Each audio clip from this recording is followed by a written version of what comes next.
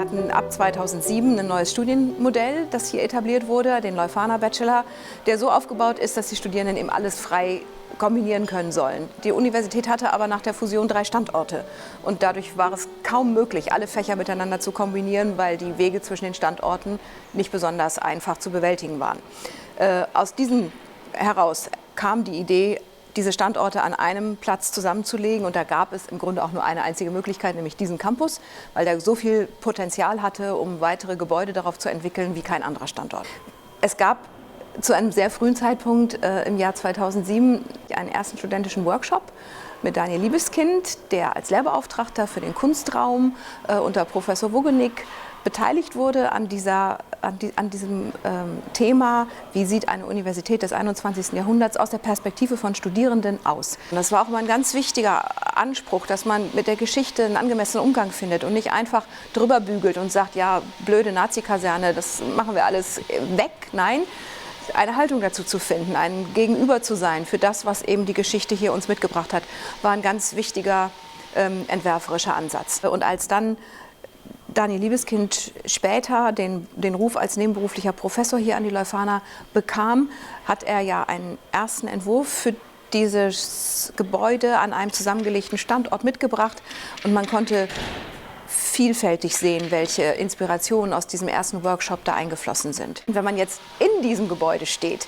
dann meine ich, kann man also auch diesen Geist komplett wahrnehmen, der eben sagt, wir sind in einer universitären Welt, hier wird frei gedacht, wir wollen Menschen ermutigen, nicht in ausgetretenen Pfaden unterwegs zu sein, sondern was Neues zu denken, und um das anzuregen, provozieren wir auch in diesem Gebäude manchmal. Wir haben ja hier viele Stellen, wo man sich fragen kann, darf man seinem eigenen Auge glauben? Und ich finde es unglaublich kostbar, wenn junge Menschen lernen können,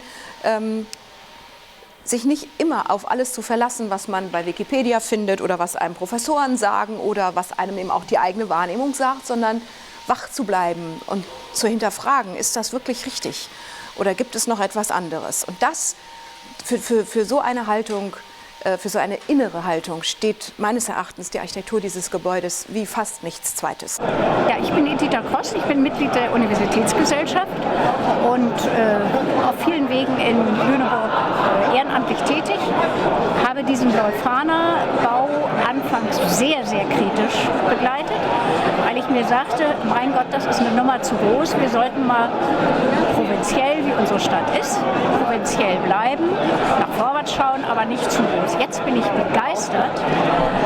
Ich bin auch begeistert über den Bau, begeistert über die Multifunktionalität, und ich bin begeistert, wie alle eindeutig jung, gerade die Jugend und die Studenten hier auffordern, Ideen, Kreativität, Gestaltung mit reinzubringen. Dieser Bau schafft auch für diese Stadt, die ja eigentlich eine Provinzstadt ist, eine Möglichkeit, eine fast ungeahnte Möglichkeit, mit der Welt zu kommunizieren.